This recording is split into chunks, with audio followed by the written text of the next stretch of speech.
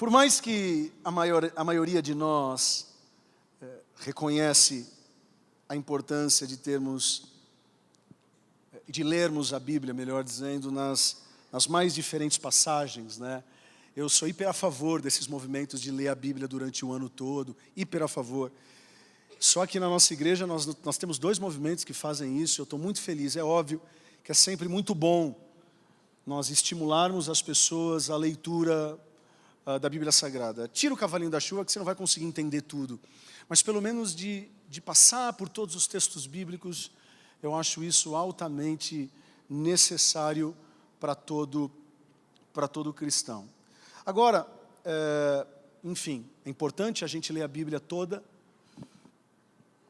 só que uma grande parte dos pastores, uma grande parte dos teólogos, defendem a tese que é muito importante nós termos um versículo que pode se tornar o slogan da nossa vida.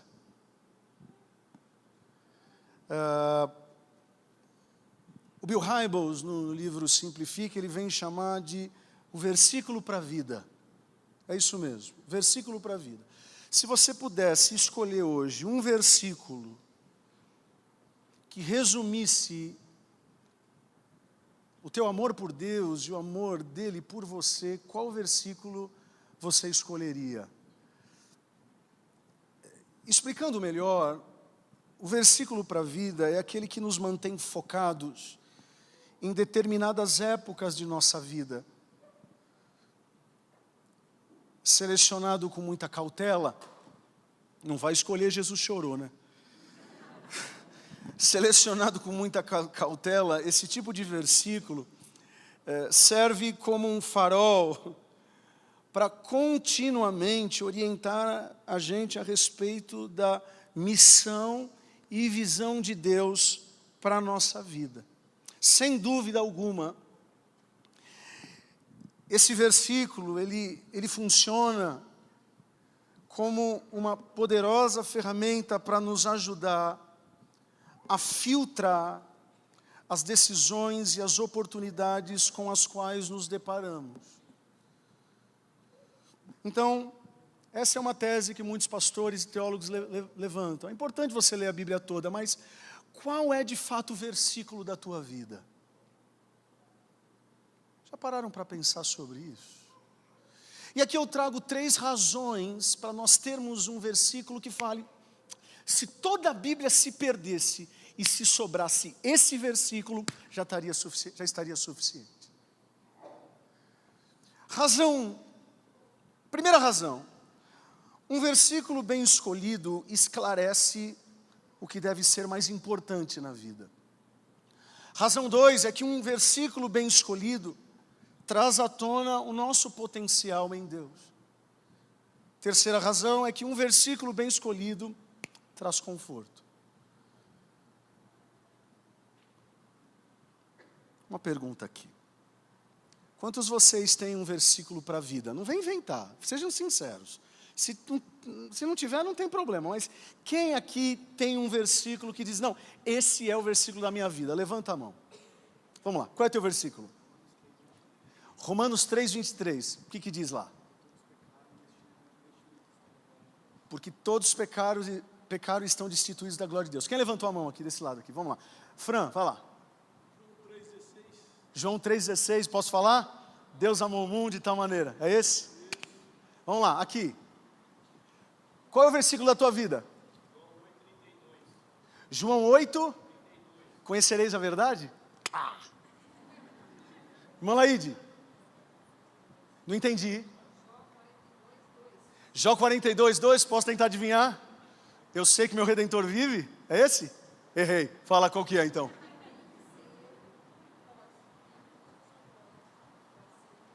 Bem sei eu que tudo podes e que nenhum dos seus planos podem ser impedidos. Aqui, quem tem um versículo da vida aí? João 15:16, vai lá, não vou arriscar mais não. Não fosses vós que me escolhestes, mas Ele que nos escolheu. Aqui, tem alguém que tem um versículo para a vida? Salmo 1. Bem-aventurado aqueles que não andam no conselho dos ímpios, é esse? e nem se detém. Amém, amém. Aqui nas laterais ninguém nunca decorou nada, então por isso que eu não vou perguntar. Estou brincando.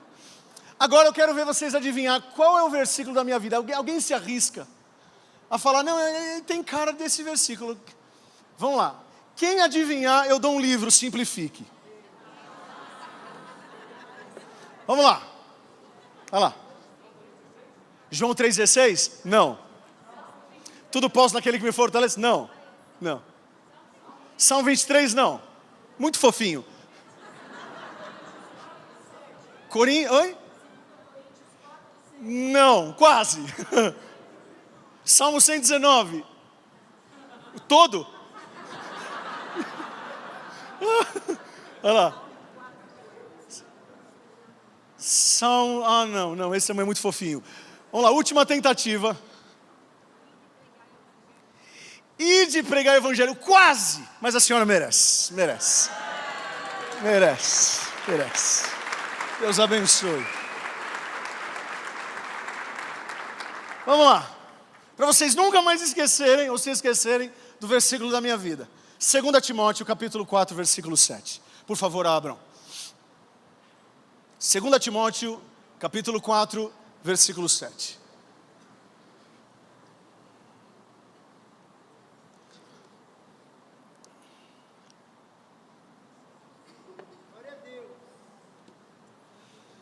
Não vale copiar agora, hein? Você que não tinha versículo, não vale pegar o meu, hein? Vamos falar juntos esse versículo? Vamos lá? 1, 2 e 3, vamos lá. Combati o bom combate, terminei a corrida, guardei a fé. Agora me está reservada a coroa da justiça, que o Senhor, o justo juiz, me dará naquele dia, e não somente a mim, mas também a todos os que amam a sua vinda.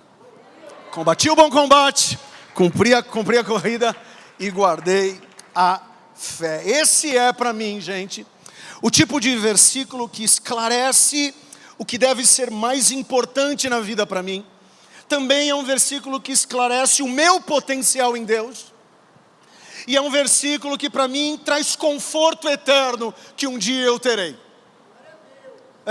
Só por questão de curiosidade a respeito desse texto, o apóstolo Paulo estava na antessala do martírio romano, estava a ponto de ser degolado, de ser decapitado pelo imperador romano. Ainda assim, ele teve a maturidade de escrever para o seu jovem discípulo Timóteo isso: Timóteo, combata o bom combate. Em outras palavras, ele estava dizendo o seguinte: Timóteo, não se envolva com lutas medíocres na vida. Não se envolva com discussões que não vão dar em nada. Canalize a sua energia física, emocional e espiritual em combates dignos. E Timóteo, se você focar nisso, você vai ter a capacidade de terminar a sua proposta de vida com a cabeça erguida e com a sua fé guardada. Em outras palavras, Paulo estava dizendo isso.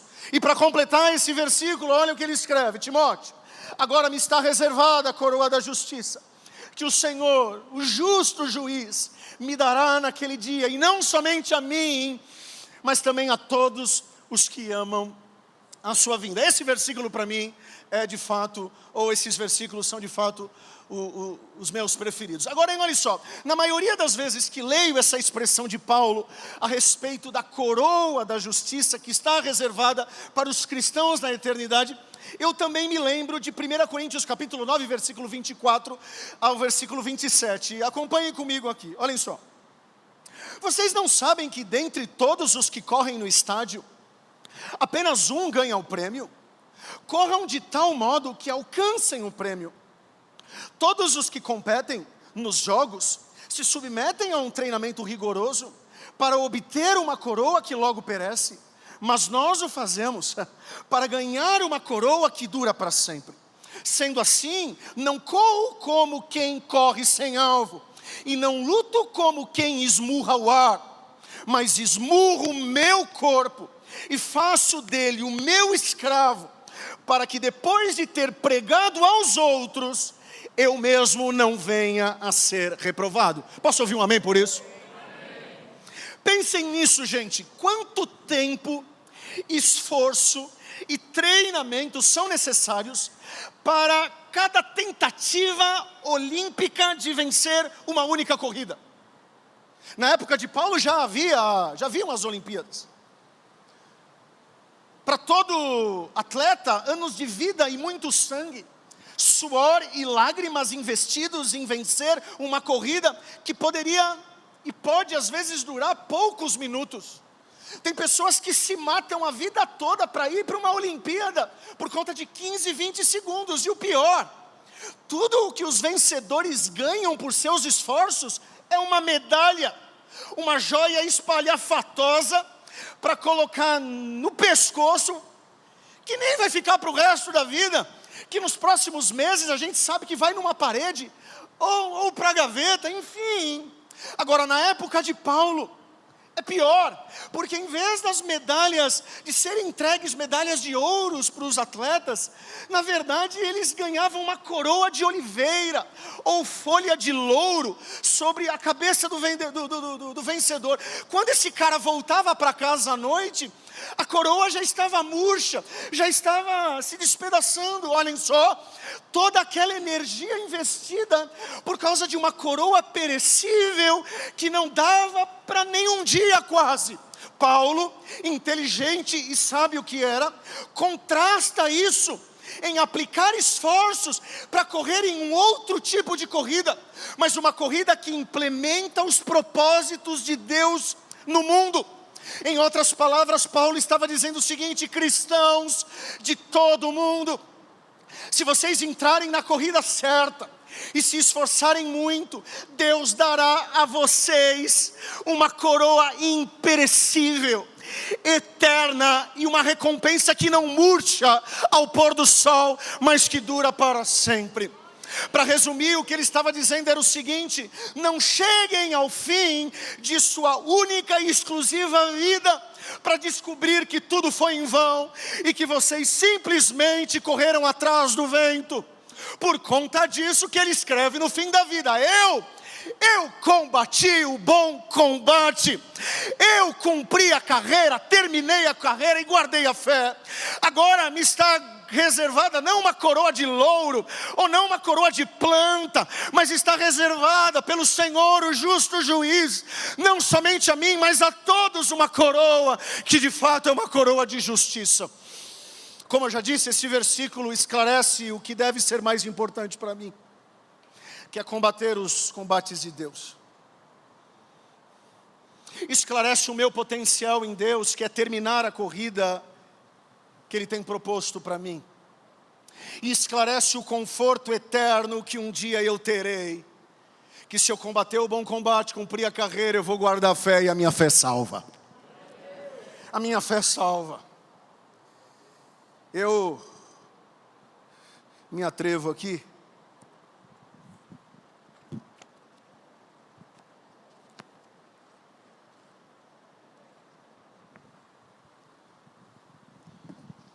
a ler um testemunho. Anos atrás, o autor está escrevendo, o pastor Bill Hybels. Anos atrás recebi o telefonema de um conhecido que é dotado do dom espiritual de dar. Você sabia disso? Que o dom de dar é um dom espiritual? Está escrito na Bíblia. Ele já poderia ter se aposentado 5 vezes para passar o resto da vida no campo de golfe.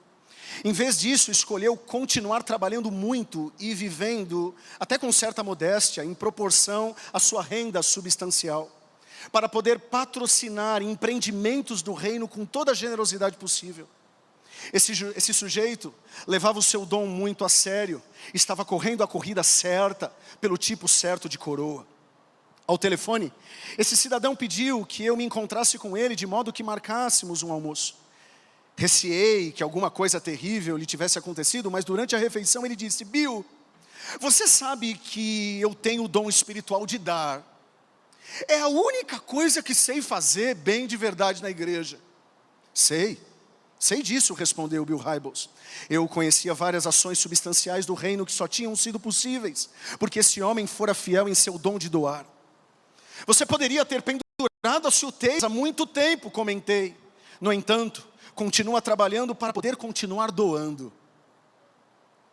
Exato, ele concordou. Mas a minha esposa acha que eu sou louco. O meu sócio acha que eu sou louco. O meu contador, então, já falou que eu sou doido mesmo. E o meu advogado também acha que eu sou louco. Seria de grande ajuda para mim se você pudesse me dizer que eu não sou louco. Caí na risada, não somente você não é louco, retruquei, como na verdade, você é um homem sábio que está juntando tesouros do outro lado. O versículo para a minha vida diz, no caso o versículo para o Bill Hybels: sede firmes, inabaláveis e sempre abundantes na obra do Senhor, sabendo que no Senhor o vosso trabalho não é vão. Investir em uma coroa imperecível não é loucura.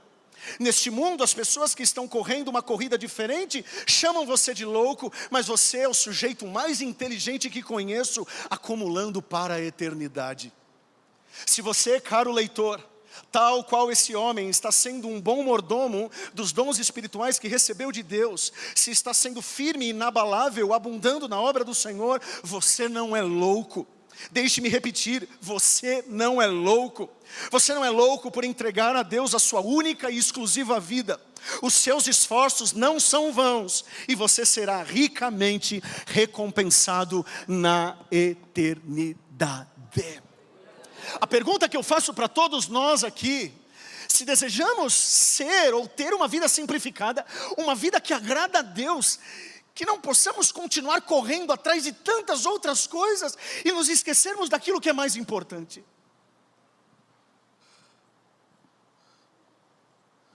Para terminarmos essa série com chave de ouro, primeira coisa, eu peço a Deus que Ele venha gerar dentro de você qual de fato é o versículo que vai fazer a tua vida permanecer quente.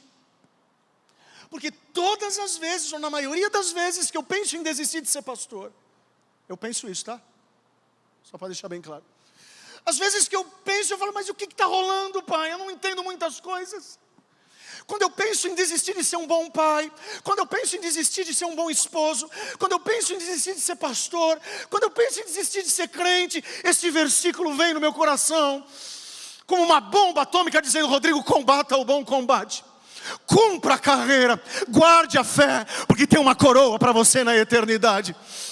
Às vezes a gente decora tantas coisas, a gente decora tantos números de telefone, tantos e-mails, tanta coisa nessa cachola, mas às vezes a gente não se preocupa em guardar no nosso coração a palavra de Deus. Essa é a minha oração para nós terminarmos essa série. Gostaria que a igreja tivesse lotada, mas por conta da chuva não está. Mas que essa mensagem ecoe pelas ondas da internet. Ei, qual é o versículo que te faz acordar todos os dias? Qual é o versículo que é a razão de você existir? Teu filho não pode ser a razão de você existir. O teu parente não pode, não. Mas a Bíblia é a razão da gente existir. Como é bom acordar e dizer: o Senhor é meu pastor e nada me faltará. Como é bom acordar e dizer: em verdade vos digo, se conhecereis a verdade vos libertará. Como é bom a gente colocar para dentro da nossa alma a Bíblia Sagrada. Agora não, uma geração que não lê, uma geração que não decora, mas uma geração que vem para a igreja dar glória a Deus. Glória a Deus é um pecado, é um problema? Não, mas glória a Deus não leva ninguém para o céu. Escondi a tua palavra no meu coração para não pecar contra. Isso faz as pessoas irem para o céu. É a capacidade da gente ouvir as palavras dele, guardar no nosso coração. Aí ele diz: aí sim você é meu filho. João disse, gente, não sou eu. Se vocês dizem que vocês são os meus filhos, mas não guardam as minhas palavras, vocês não são meus filhos, vocês são bastardos. Imagine se Deus olhasse para você e dissesse: você não é filho, você é bastardo. Você vai para a igreja, mas é diferente. Essa é a minha oração. Essa é a tua lição de casa. Nós pentecostais, a gente não tem muito essa paciência de ouvir sermões assim, de ter que anotar. A gente é assim, eu também sou assim às vezes. Eu tive que me policiar nessa viagem que fiz para Buenos Aires. Eu fui para aprender, fiquei sexta e sábado o dia todo anotando. Como é difícil a gente parar para aprender e anotar. Agora, o que a gente quer? Apenas cultos pentecostais, cultos eufóricos, onde a gente dá um glória a Deus alto, mas a nossa vida continua a mesma quando o culto acaba. Os mesmos erros, os mesmos vícios, os mesmos trejeitos, os mesmos palavreados. Aí a gente vem para a igreja, coloca uma roupa de crente que nadar e nem tem muito isso, aí lascou. Porque pelo menos na outra igreja você conseguia me enganar, aqui não dá, né? Não é o nosso diferencial esse.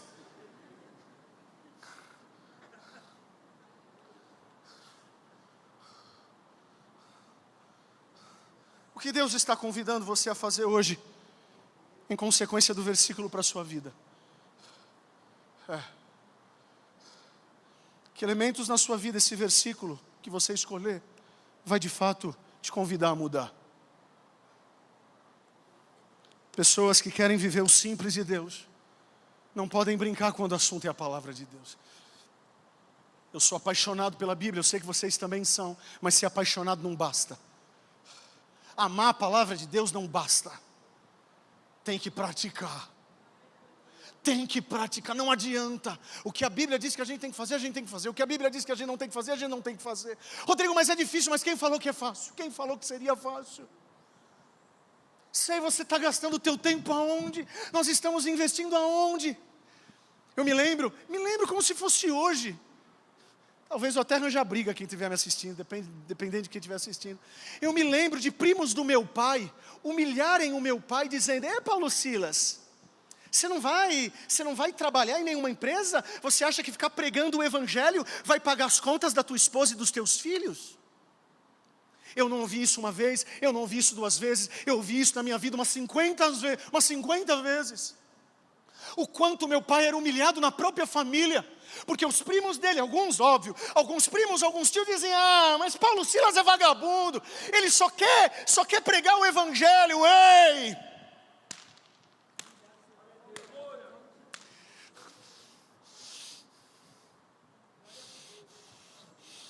Tenho orgulho de dizer que papai não correu por uma coroa que tem dinheiro, não correu por uma coroa que tem planta, não correu por uma medalha de ouro. Eu acredito que ele combateu sim o bom combate, cumpriu a carreira, guardou a fé, chegou na eternidade, está esperando a minha família chegar. Vale a pena nós nos entregarmos por uma corrida digna. Um senhor como esse, que já era para estar aposentado, colocar o burro na sombra, ele dizia: não, eu vou trabalhar, porque o lucro da minha aposentadoria eu posso até pagar a minha família, mas do que eu vou trabalhar agora vai ser investido no reino. Pastor, eu estou louco. Você acha que o pastor ia falar que não? Que sim. Ei, qual é a coroa que atrás de qual coroa a gente está correndo? Se você colocar no papel uma semana trabalhada, quantas horas da tua semana estão sendo dedicadas ao evangelho e quantas horas da tua semana estão sendo dedicadas para você comprar alguma coisa amanhã? Coisas que vão perecer amanhã. Escolha o versículo da tua vida. Tem um motivo pelo qual você acorde todos os dias. A minha oração é que Deus nos dê uma igreja saudável a cada dia. Essas coisas passam. Telão passa, tem gente que vem aqui e se assusta, porque não é uma igreja talvez dentro do perfil que ele gosta, mas estou me lascando também, porque o centro dessa igreja não é a luz, o centro dessa igreja não é o som, o centro da igreja não é o jeito que eu me visto, não é você, não, o centro dessa igreja é Jesus Cristo. Ele é a verdade que nos liberta, Ele é a palavra que de fato traz motivo para a nossa existência.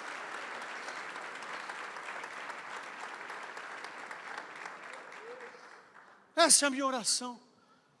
Eu te convido a você sair daqui pensando qual é o versículo. Qual é o versículo que faz você acordar todos os dias?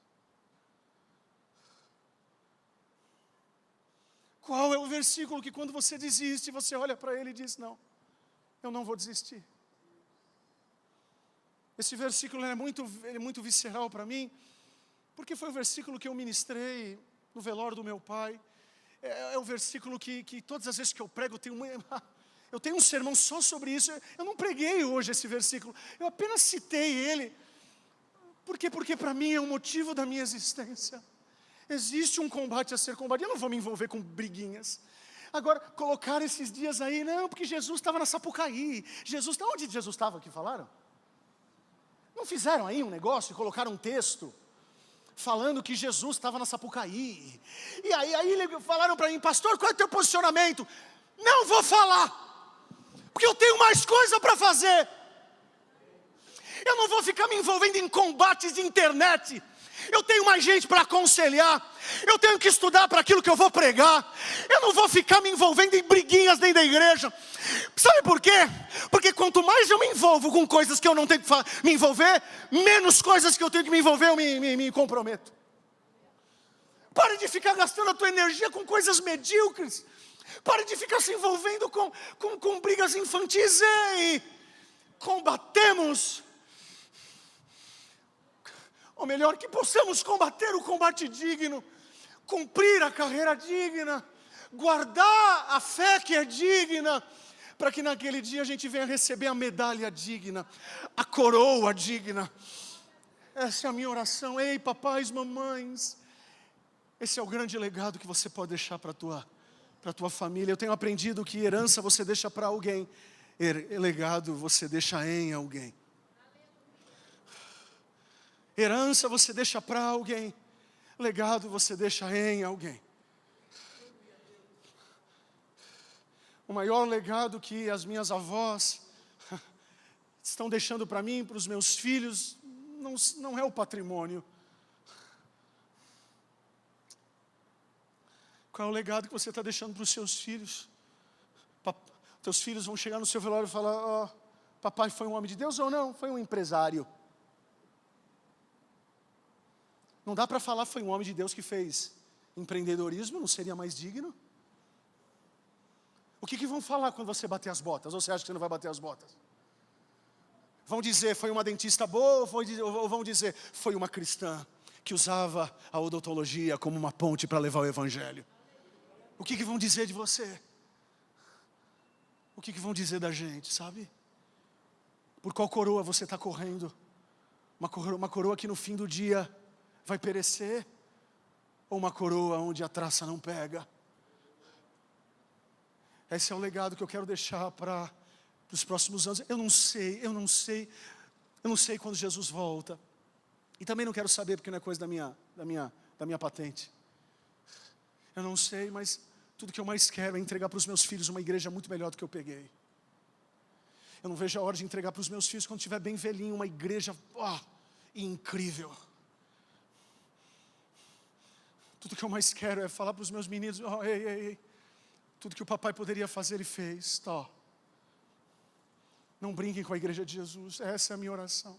Talvez você não é pastor, mas você não precisa ser pastor para ser relevante. Esse exemplo desse senhor é exemplo de ele era empresário. Ele reconhecia que a única coisa que ele sabia fazer para o reino era dar dinheiro para o reino, para que projetos fossem patrocinados. Mas ele falou o seguinte, né? Então é isso que eu sei fazer, então é isso que eu vou fazer. Eu vou trabalhar mais do que a minha aposentadoria dá, só para continuar investindo em missionários na Índia, só para continuar investindo em missionários na França. Essa é a minha oração. Oração para uma igreja mais nobre, uma igreja que não se envolve com picuinhas, uma igreja que não se envolve com a cor da saia da irmã, ou a cor da calça que o pastor, não, eu não tenho estômago para isso. E quando alguém vem falar, não pastor, porque falaram de mim, eu já falo, eu não tenho estômago para isso. Não tenho estômago para isso.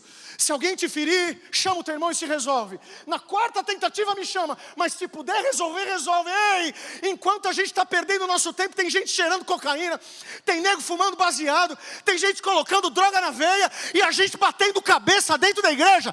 Larga disso, combatemos o bom combate, precisamos cumprir a carreira, para a gente guardar a fé. Tem muito trabalho para a gente fazer. Muito trabalho. Fala para a pessoa que está ao teu lado, pare de me envolver em coisas medíocres, eu tenho muita coisa para fazer. Fala para essa pessoa que está ao teu lado, pode me encher as paciências, vai. Vamos focar naquilo que é nobre, naquilo que é urgente e naquilo que é eterno.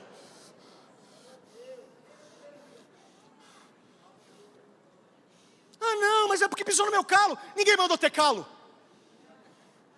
Não, porque falaram de mim. Então morre, aí ninguém vai falar de você mais.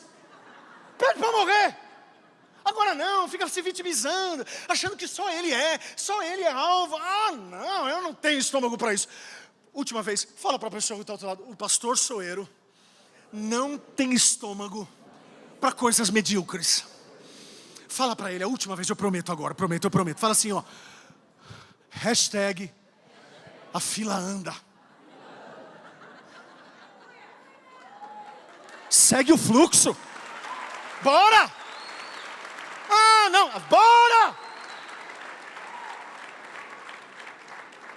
Vamos ter uma vida simples. Parar de complicar a vida. Ah, não, porque... Só Deus para amar crente do jeito que Ele ama mesmo. Porque a gente, quando para pensar, vocês para comigo, eu para com vocês, é tanta frescura. Em nome de Jesus Cristo, a causa do reino é bem maior do que os custos. O propósito é bem melhor do que as propostas. Qual é teu versículo que te faz acordar todos os dias? Qual é o versículo que faz você ter paixão pelo Evangelho? Se você pode, levante suas mãos aos céus. Da mesma forma que Deus está mandando uma chuva lá fora, que chuvas de bênçãos caiam sobre nós nesse momento. Feche seus olhos, por favor, e abra o teu coração, ainda com as mãos erguidas. Com a mesma intensidade que está chovendo lá fora, que cai aqui um sentimento de nobreza, um sentimento de integridade, um sentimento de fazer coisas que valham a pena.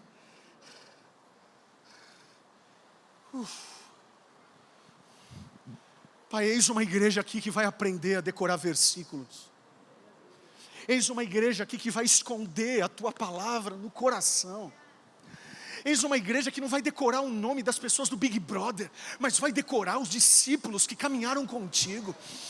Eis aqui uma igreja que vai aprender quais são os livros do Pentateuco, quais são os livros históricos, quais são os livros proféticos, quais foram os evangelistas, quantas cartas Paulo escreveu, em nome de Jesus, Pai. Uma igreja menos mimimi e uma igreja mais viva, que compreende que a causa de fato é maior do que o custo, Pai.